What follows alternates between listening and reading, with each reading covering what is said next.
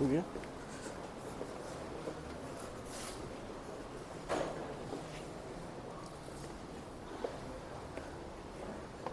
Last row, please come in the center.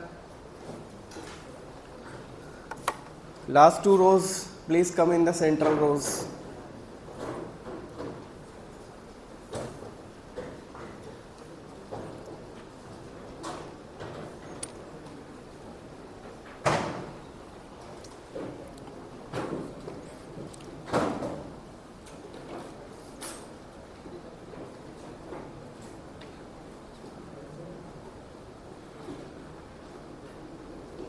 Okay, today we will discuss about the androgens or male sex hormones. So, what is the learning objective? The learning objective is to know about the, please come in. If you are coming late, please don't ask. Okay. So, the learning objective is to know about the biosynthesis and secretion of the androgens, then how their secretion is regulated by pituitary and hypothalamus, then their actions, pharmacological actions, their pharmacokinetics, what are the common preparations available, what are the different dosage forms available, what are their indications, uses, and what are their important adverse effects.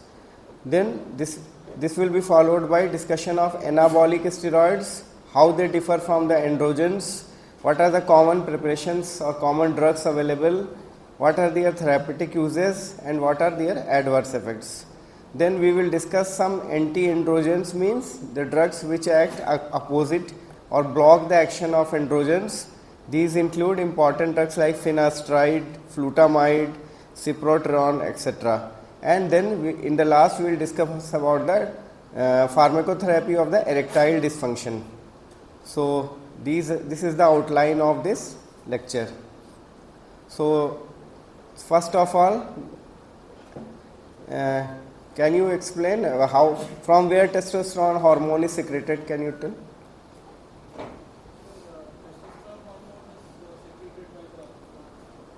From? Yes, very good. So, the interstitial cells of Leydig in the testis, they secrete the hormone testosterone. And how their secretion is regulated? Yes, very good. So, two important hormones are secreted from the anterior pituitary, LH and FSH. Okay, under the influence of gonadotropins, the interstitial cells of Leydig cells, they secrete the hormone testosterone.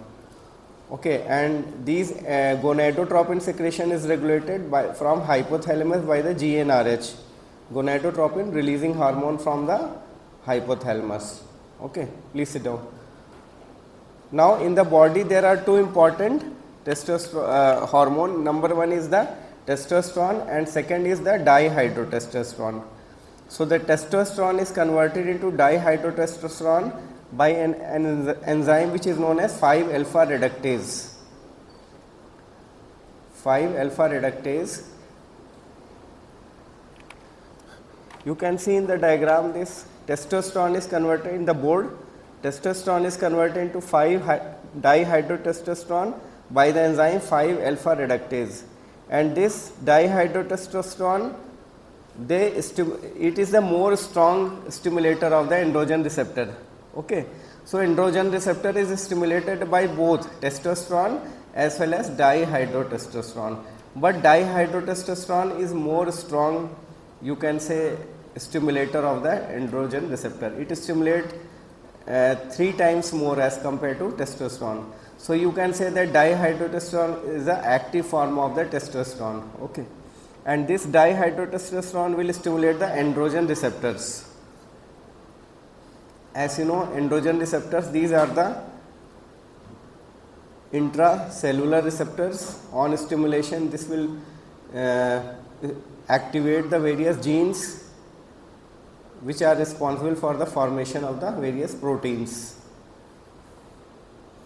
And stimulation of the androgen receptors result into various actions.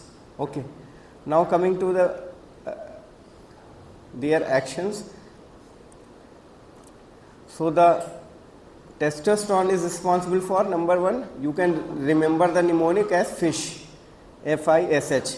So F stand for feedback inhibition. Okay, so the testosterone will inhibit the gonadotropin hormone from the pituitary. So testosterone is responsible for the feedback inhibition from the anterior pituitary. Okay, so F stand for feedback inhibition. Then I stand for internal genitalia. Okay, internal genitalia like development of the testis. Responsible hormone is testosterone. Then S stand for spermatogenesis. For spermatogenesis, testosterone is responsible. And H stand for hematopoiesis.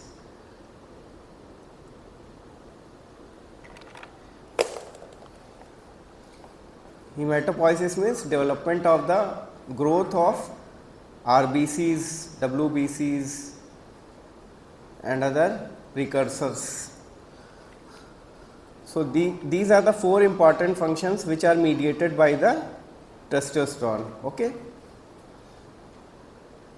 Now what are the functions of the dihydrotestosterone? It is a more strong stimulator of the androgen receptors. Okay.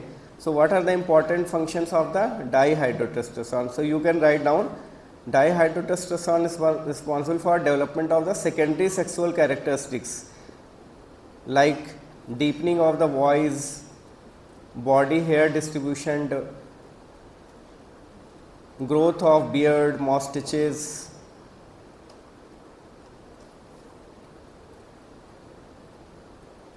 So these secondary sexual characteristics are developed by the dihydrotestosterone.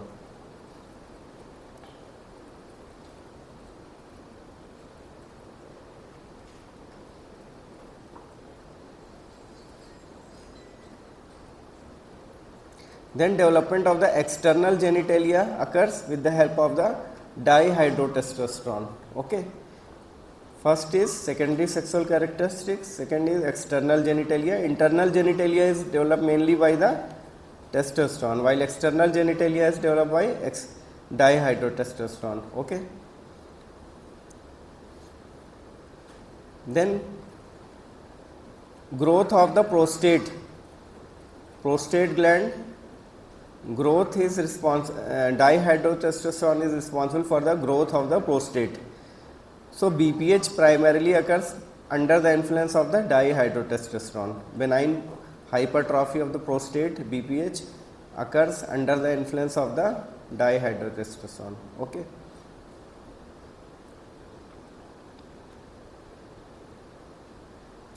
Then alopecia or loss of hair, or you can say male pattern baldness, for this dihydrotestosterone is responsible.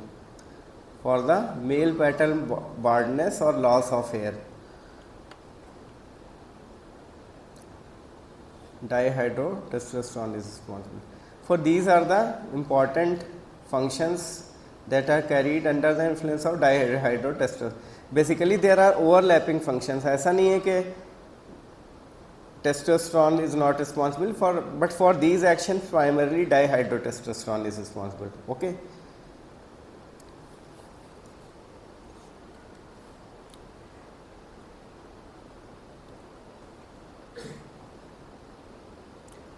So testosterone serves as a pro-hormone for dihydrotestosterone and estradiol. Then as you know, cholesterol is the starting material. These are all hormones. These are all steroid hormones are synthesized from the enzyme cholesterol. Then these converted into pregnenolone, progesterone by the various enzymes, hydroxylase. These are finally converted into testosterone. So the starting material you should know, these are synthesized from the cholesterol. So cholesterol is the starting material, and with the help of the various enzymes like hydroxylase, these finally converted into various androgens and estrogen hormones.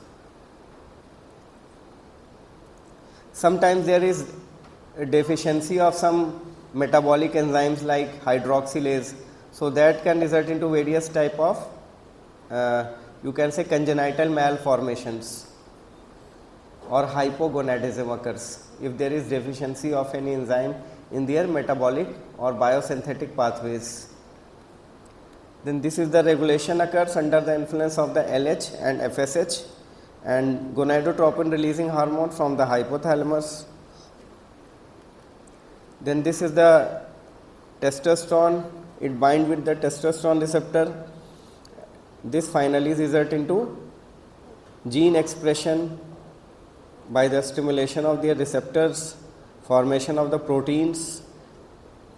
90% binding occurs with the testosterone, 90% converted into dihydrotestosterone and 10% is testosterone. So they both bind with their receptors and testosterone is converted into dihydrotestosterone with the help of the enzyme 5-alpha reductase.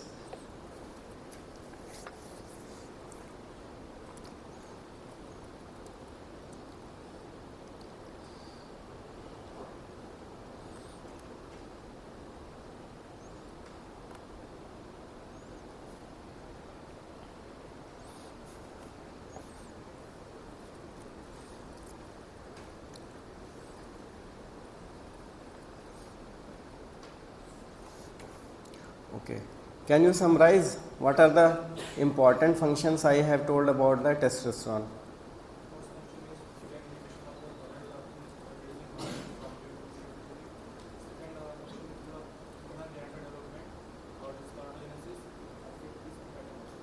Yes, very good. Can you enumerate the external dihydrotestosterone function? Yes. Second. Functions of the dihydrotestosterone.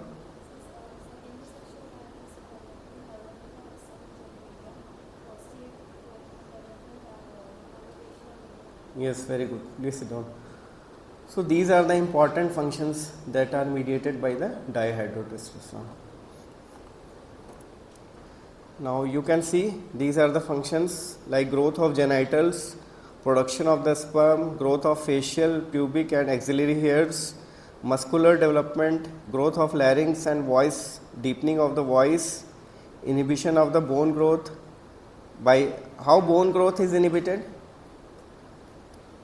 By the estrogens and androgens, they both basically fuse the epiphysis with the diaphysis. So if they are given, there is maybe, if they are not given judicially, there may be short stature occurs. Okay, if they are given during the puberty, so finally the stature is short because they fuse the epiphysis with the diaphysis. So the bone growth inhibits. Then thickening of the skin, loss of subcutaneous fat, behavioral changes, nitrogen retaining effect, increased erythropoietin secretion. As I have already told, testosterone is also responsible for hematopoiesis. Then increase LDL cholesterol and decrease HDL cholesterol. So they are basically atherogenic. They increase the bad cholesterol and decrease the good cholesterol. So they increase the LDL cholesterol and decrease the good cholesterol. So they basically derange the lipid profile.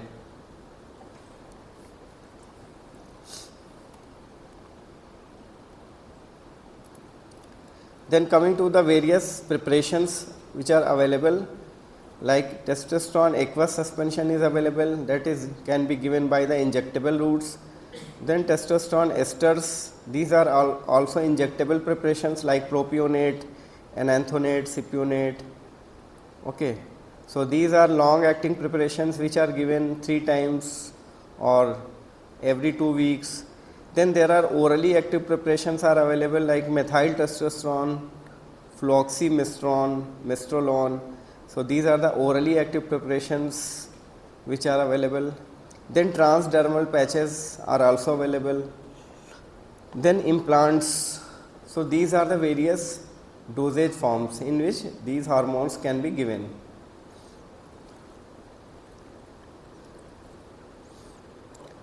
You don't need to mug up the name of each and every preparation. You should just know that these are the various preparations are available, like injectable preparations are also available, oral preparations are also available, transdermal patches available and implants. So these are the various preparations available. Okay.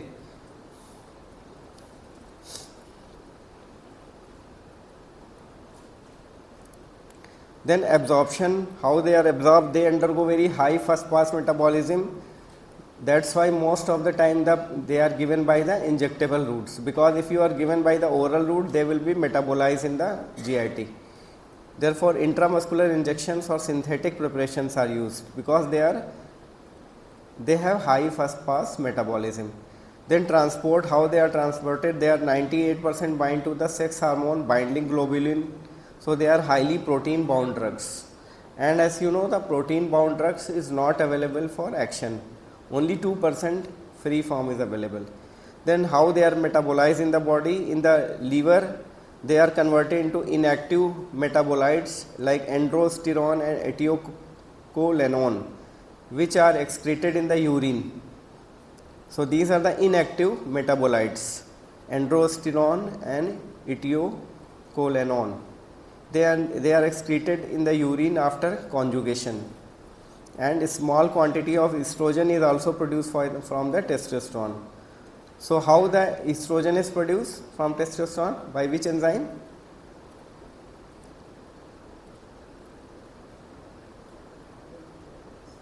No, 5-alpha reductase convert testosterone into dihydrotestosterone.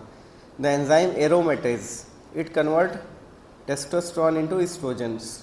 Okay, aromatase.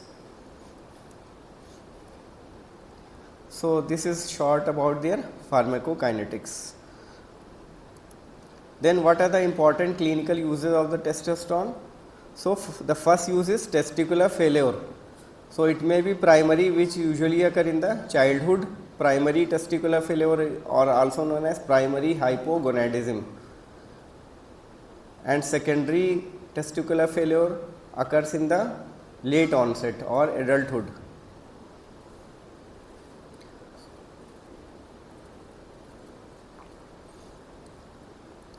So they can be given for the treatment of primary and secondary hypogonadism.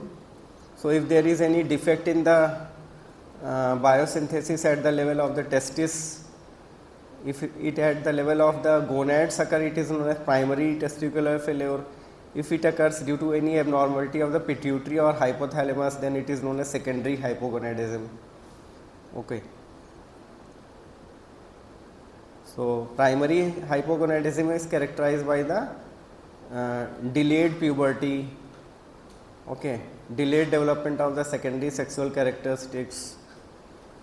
So in these conditions, the androgens can be given for the primary and secondary hypogonadism. Then in the some chronic illness, because as you know, these are the anabolic hormones, means they basically retain the proteins.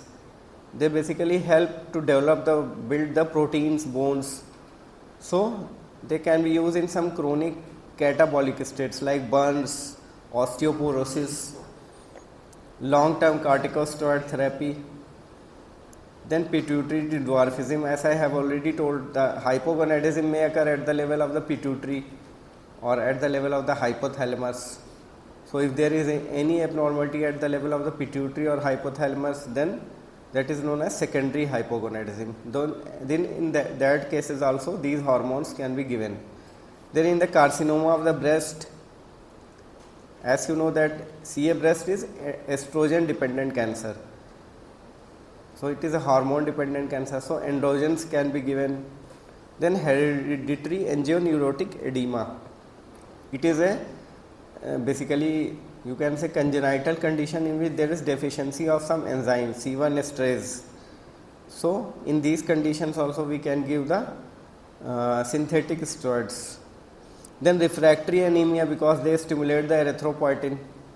So in cases of refractory anemia, these testosterones can also be given. Then in menopausal syndrome also these hormones can be given.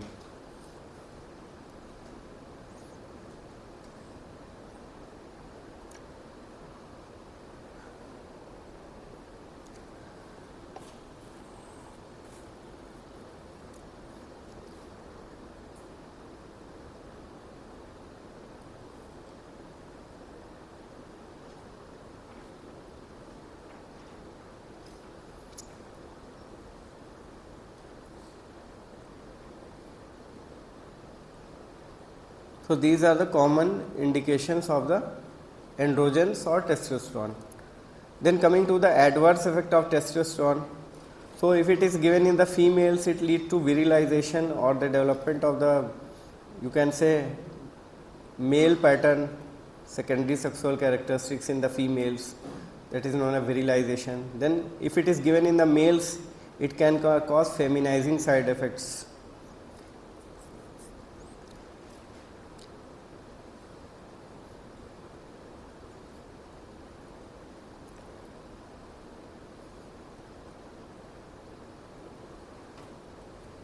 How it can cause feminizing side effects in the males? Anyone?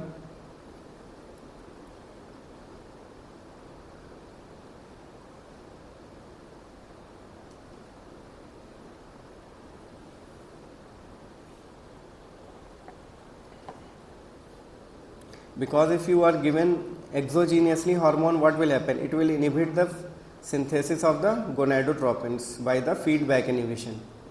Okay, as I have already told, testosterone is responsible for feedback inhibition. So they will suppress the level of the gonadotropins. And if the LH and FSH release will be suppressed, what will happen? That, as you know, LH and FSH are responsible for the various spermatogenesis. So these process will be stopped. So they may cause the feminizing side effects. Then precocious puberty and stunted growth, as I have already told, they promote the fusion of the epiphysis with the diaphysis. So the growth may be stunted if they are given before the puberty. Then precocious puberty may happen. Then cholestatic jaundice may occur if some synthetic preparations like which are available for oral route, like 17 alkyl substituted compounds are available. So if they are given, they can cause cholestatic jaundice if some oral preparations are given. But cholestatic jaundice do not occur with the injectable preparations, but they may happen with the oral preparations. Then enlargement of prostate may happen. As you know, the dihydrotestosterone is responsible for the growth of the prostate gland. So there may be enlargement of the prostate. Then atherosclerosis may happen because they derange the lipid profile. They increase the bad cholesterol, decrease the good cholesterol. So they can cause atherosclerosis. Then hepatic cancers occur. This is the most, you can say, common, most dangerous side effect, because they can cause hepatotoxicity, because these are the hormones. So they can grow these can increase the risk of the hepatic adenomas, carcinomas. Then they can also cause the edema because of the retention of the salt and water. So these are the important adverse effect of the testosterone.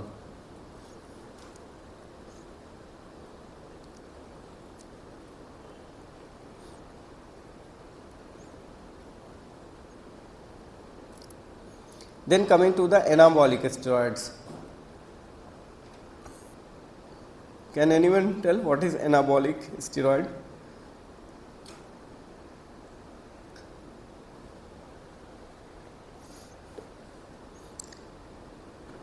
What are anabolic steroids?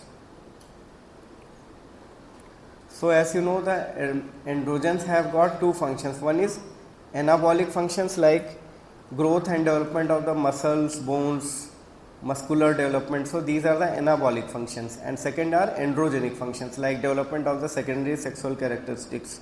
So they have got anabolic functions and androgenic functions. Okay. So the hormones which have more than 3 times anabolic activity as compared to the androgenic activity. They have more anabolic activity, more than 3 times as compared to androgenic activity, are known as anabolic steroids.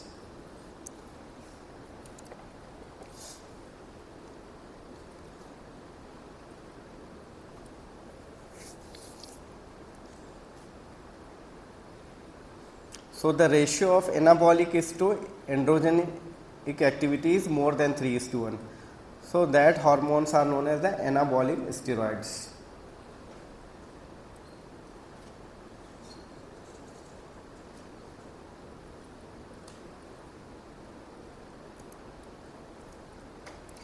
So their anabolic androgenic ratio is more than 3:1. And the important anabolic steroids are stanozolol, nandrolone. So you can remember the name of just two drugs, nandrolone and stanozolol. So these are the important anabolic steroids.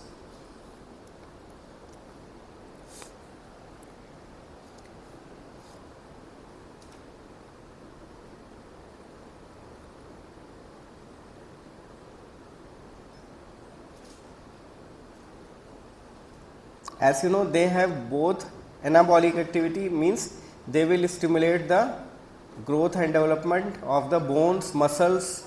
So they are often misused by the some gym trainers or some athletes. Okay, so most of the time they are often misused for the growth and development of the bones, muscles, and some athletes like in Olympic. So dope testing is done to detect these hormones in the blood. So these substances are also included in the dope testing, because we don't want to give undue advantage to an athlete, because some athlete may use it for some to increase his performance, athletic performance. Okay, so their testing is done under the dope testing. So they are the important drugs that are included for dope testing, because they can be misused by the athletes.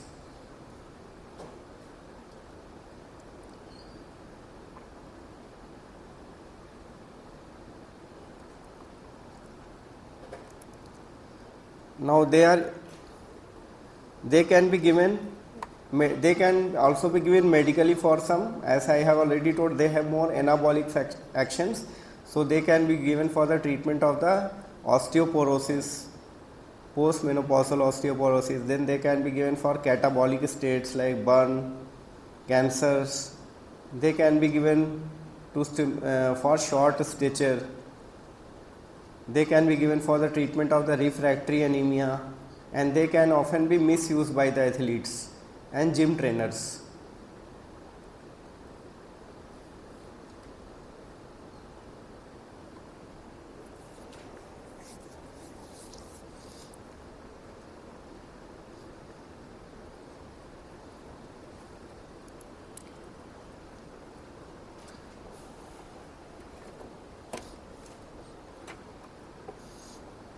But they are given only for the short term. If they are given for long term, they can also cause various serious side effects, like they can cause hepatic cancer, they can cause liver cancer, they can cause development of various virilization, okay, feminizing side effects. Okay, so they have also same side effects as the androgens. So their long term use is not advised, and they can cause various serious side effects. But even they should not be used for the short term by the athletes, because they will be caught in the dope testing.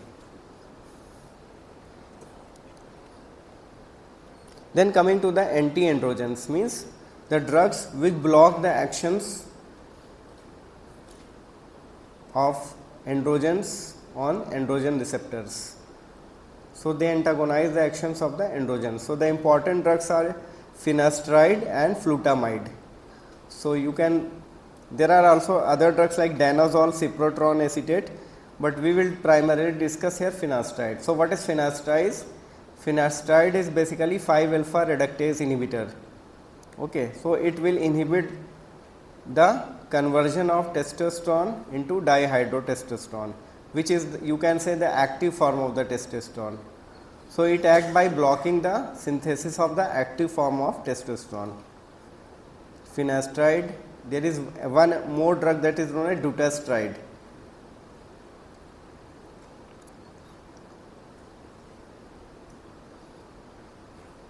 So they are given by oral route. Finasteride and dutasteride, these are given by the oral route, and these are primarily used for the two conditions. One is BPH, for the treatment of benign prostatic hyperplasia, BPH, and second is for male pattern baldness or androgenic alopecia.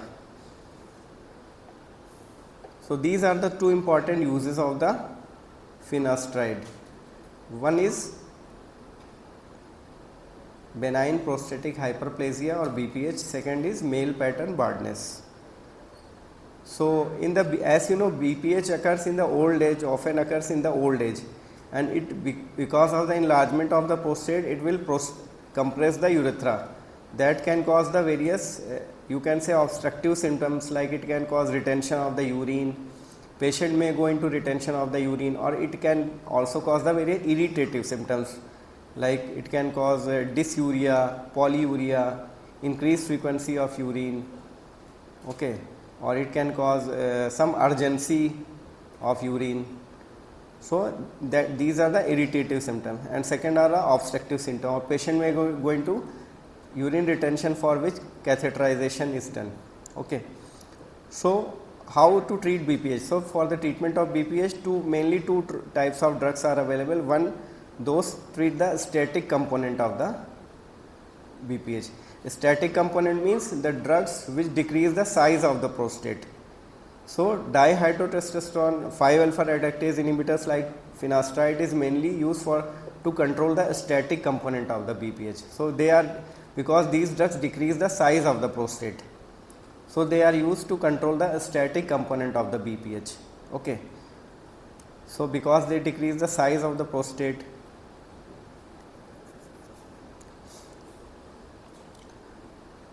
And second is the drugs which treat the dynamic component of the BPH, like there are some obstructive symptoms like anuria or dysuria or polyuria or increased urgency of urine.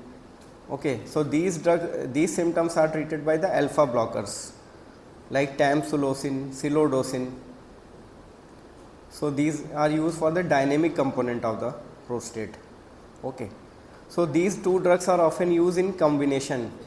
You can see in the urology OPD, various patients of BPH are come more than 60 years, they visit OPD for the various complaint of BPH, and they are often prescribe a combination, fixed dose combination of the silodosin plus finasteride or silodosin plus dutasteride. Okay.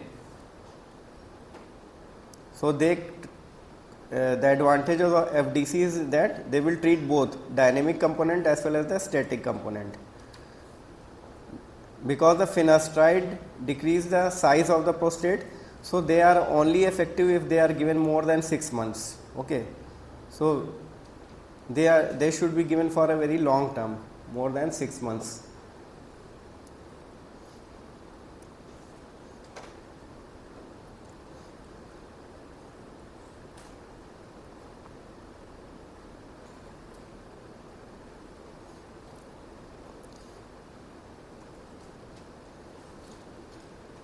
And second important use of finasteride like drugs is for the male pattern baldness. As you know, the dihydrotestosterone is primarily responsible for loss of hair. Okay. So if we inhibit the formation of dihydrotestosterone or active form of testosterone, we can reverse the androgenic baldness, or we can reverse the male pattern baldness, but it is not, obviously not the cure of this condition. It can only control the, up to some extent, male pattern baldness.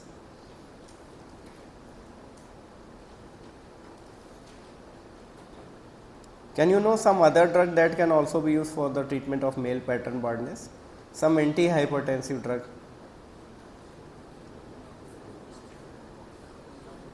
Which drug?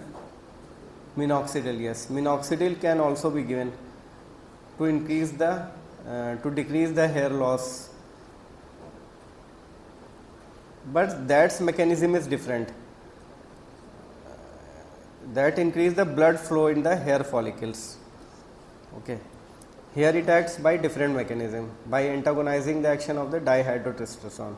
But these drugs can also cause some side effects, like they can cause impotence, they can cause loss of libido. So these are the adverse effects of finasteride and dutasteride.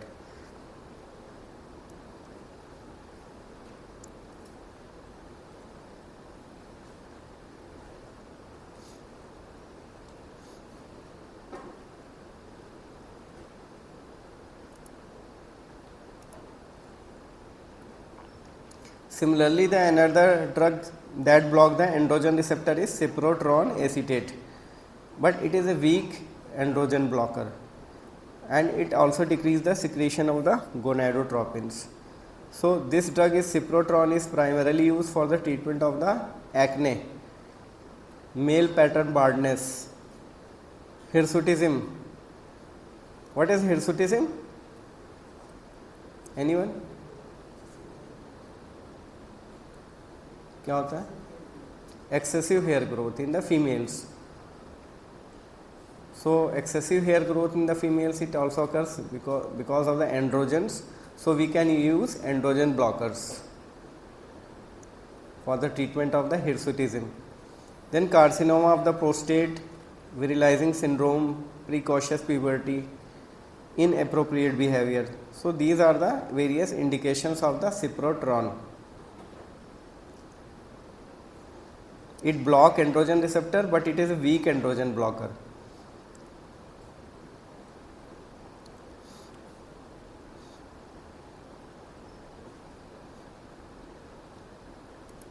Then coming to the flutamide, it is also an androgen blocker, but it is a strong androgen receptor blocker. So if we will block the androgen receptors, what will happen? This will increase the gonadotropin level because the feedback inhibition will be suppressed, so it will increase the gonadotropin. So it is a non-steroidal anti-inflammatory drug class, and it antagonizes androgens on the accessory sex organs and the pituitary. So flutamide is strong androgen receptor blocker. It blocks the androgen receptors.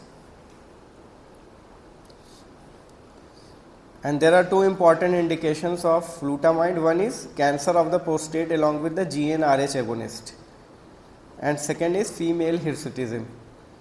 Why it is used in cancer of the prostate? Can anyone?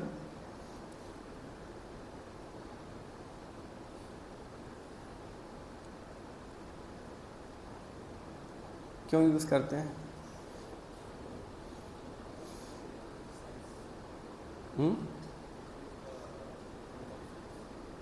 Basically, what happened that prostate cancer is hormone dependent cancer. It is androgen dependent cancer. ठीक है, तो उसका अगर हम androgen receptor को block कर देंगे तो obviously it will decrease the growth of prostatic cancer. Okay, so it is use in the carcinoma of the prostate, and it is a strong prostate androgen receptor blocker. So it can be given along with GnRH agonist. Why it is given along with GnRH agonist?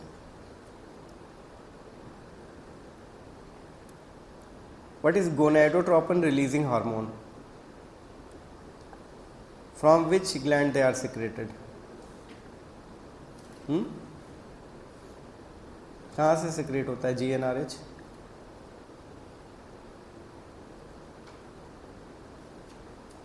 अब बताओ. Yes, very good. So they are secreted from the hypothalamus. And gonadotropins कहाँ से secrete होते हैं? Anterior pituitary. So gonadotropin releasing hormone को जब हम long term के लिए देते हैं तो क्या होता है, इनिशियली क्या होता है कि रिलीजिंग हार्मोन जो होता है वो गोनेडोट्रोपिन्स का लेवल बढ़ा देता है, तो उससे एंड्रोजन्स का लेवल बढ़ जाता है.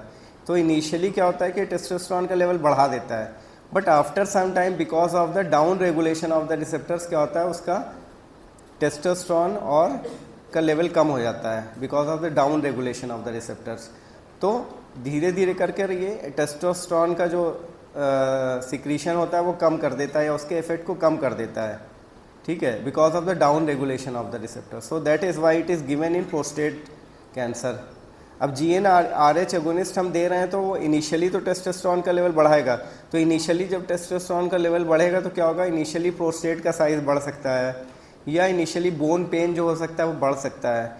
ठीक है, इसीलिए हम साथ में उसके क्या देते हैं, फ्लूटामाइड देते हैं. ठीक है, फ्लूटामाइड क्या करता है, जो उसके फ्लेयर अप सिम्टम्स होते हैं, इनिशियल फ्लेयर अप सिम्टम होते हैं because of the increase release of testosterone, उसको ब्लॉक कर देता है. बिकॉज फ्लूटामाइड क्या होता है, एंड्रोजन रिसेप्टर ब्लॉकर होता है. सो GnRH एगोनिस्ट थेरेपी देते हैं तो उससे देने से पहले जब भी GnRH एगोनिस्ट देना होता है उससे 3 days बिफोर हम एंड्रोजन रिसेप्टर ब्लॉकर या फ्लूटामाइड स्टार्ट करते हैं, so that it can block the flare up symptoms due to testosterone. ठीक है.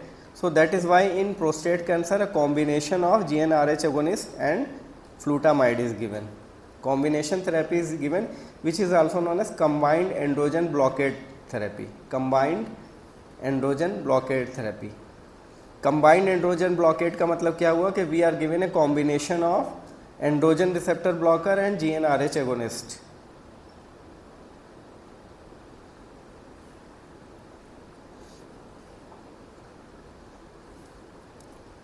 So these are given for the treatment of the prostate cancer. Finasteride कहाँ use करते हैं? BPH में और मेल पैटर्न बार्डनेस में. और फ्लूटामाइड कहाँ यूज़ करते हैं? कहाँ? प्रोस्टेट कैंसर में. ठीक. I have already told about 5-alpha reductase inhibitors, so they are orally active. They decrease the level of the dihydrotestosterone levels. They are used for the benign prostatic hyperplasia and male pattern baldness. They decrease the prostatic volume, they decrease the symptom scores, they decrease the peak urine flow rate, they decrease the dihydrotestosterone level in the prostate. And they are also used for the prevention of the hair loss. What are the other important side effects? Loss of libido and impotence in 5% of the patients. Now coming to the sildenafil, or you can say male erectile dysfunction, drug therapy of the erectile dysfunction.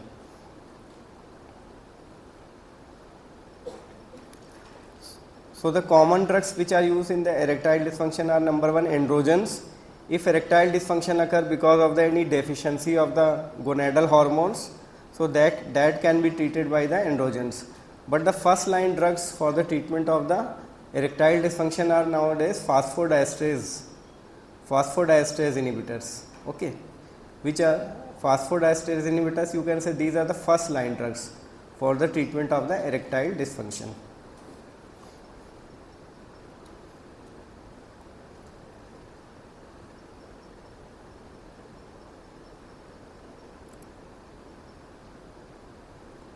As you know,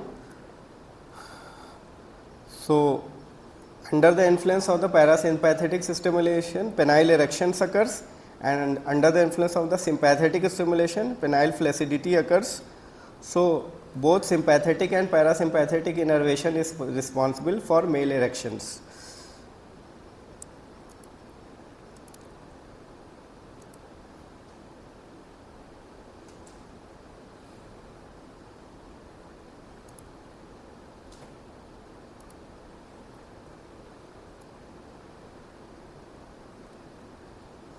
So what this enzyme do? Phosphodiesterase 5 enzyme, what it do?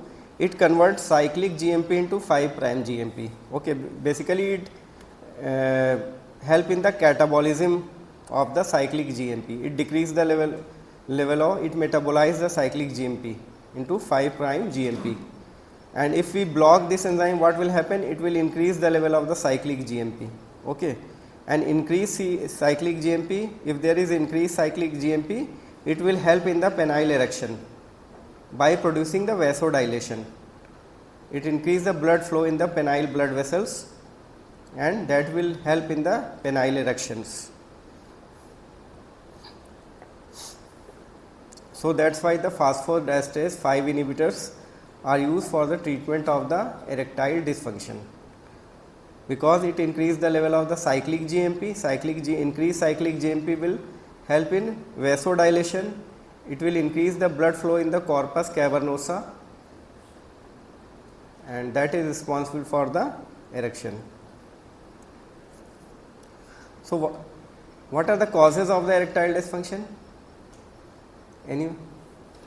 What are the causes? क्या क्या हो सकते हैं?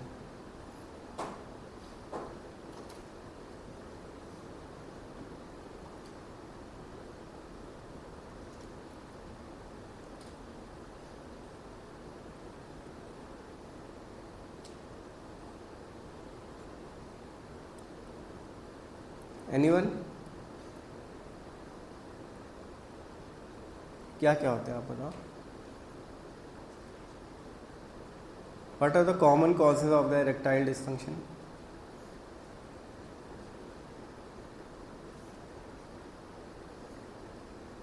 There may be some endocrine cause like deficiency of the hormone occur. Okay, hypogonadism may happen. Hypogonadism, deficiency of the androgens.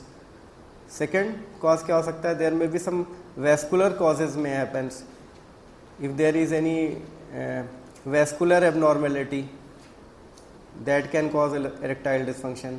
Then there may be some neurogenic causes may happen. Neurogenic causes like if there is some neuropathy occurs because of the diabetes, diabetic neuropathy, that can cause erectile dysfunction.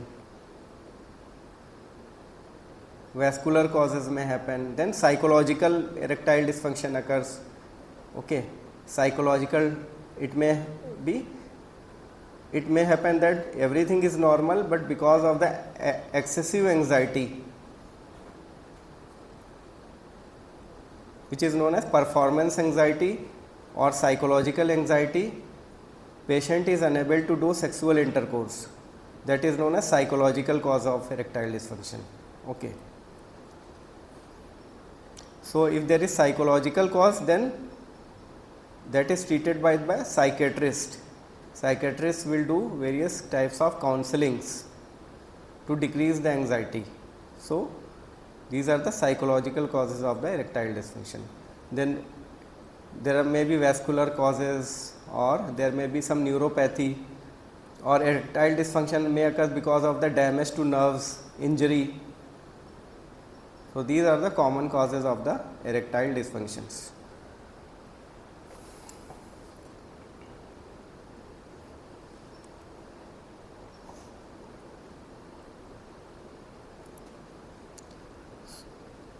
So it inhibits the phosphodiesterase 5. As you know, there are various isoforms of these enzymes are available, but in the corpus cavernosa the primary form is phosphodiesterase 5. Okay. So there are also some other isoforms are also available, like phosphodiesterase 3, phosphodiesterase 4, but these drugs primarily inhibit the phosphodiesterase 5 form, which is present in the corpus cavernosa, and they are taken 50 milligram per orally 1 hour before sexual activity. It potentiates the nitrates hypotension activity because they increase the level of the cyclic GMP. Okay. So these drugs are contraindicated if any patient is taking the nitrates, because nitrates also increase the level of the nitric oxide, they also increase the cyclic GMP. So if any patient is taking nitrates, that will also increase cyclic GMP. So nitrate will release nitric oxide, and phosphodiesterase 5 inhibitors will block the degradation of the cyclic GMP. So it can excessively increase the level of the cyclic GMP. So if any patient is taking nitrates, or if there is any patient is suffering from some coronary heart disease, then in that patient the phosphodiesterase 5 inhibitors are contraindicated, because they can even cause death because of the excessive hypotension. They can cause severe fall in the blood pressure. Then that can precipitate myocardial infarction, that can precipitate cardiac arrest. So in that patients it is contraindicated. Then it is metabolized by the enzyme CYP3A4. So the ketoconazole and erythromycin increase its level, which are the microsomal enzyme inhibitors. And if the patient is suffering from some renal and hepatic disease, they can also increase its levels. So what are the common side effects of sildenafil? Headache, because they will increase the blood flow. They increase the blood flow, so they can cause headache, flushing, dyspepsia, myalgia. So these are the important common side effects. But there are some more serious side effects, that they can impair the color vision, because for color vision phosphodiesterase 5 is required. So they may impair the color vision, especially the blue-green color discrimination. And second, sometimes they can cause sudden loss of vision because of some neuropathy. So they should be very carefully taken, and they should be only be taken under the supervision of some physician. Okay, because they can also cause serious side effects, like they can cause bone pain, they can cause loss of vision, they can cause impairment of color vision. And apart from the erectile dysfunction, these drugs are also used for the treatment of the pulmonary hypertension. Okay, why they are used in pulmonary hypertension? Can you tell?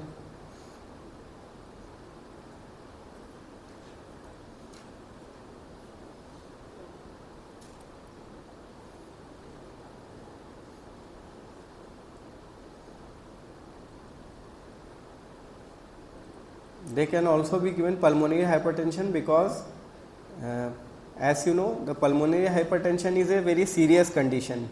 Okay, and it can't be treated by other drugs which are used for the idiosystemic hypertension, or you can say essential hypertension.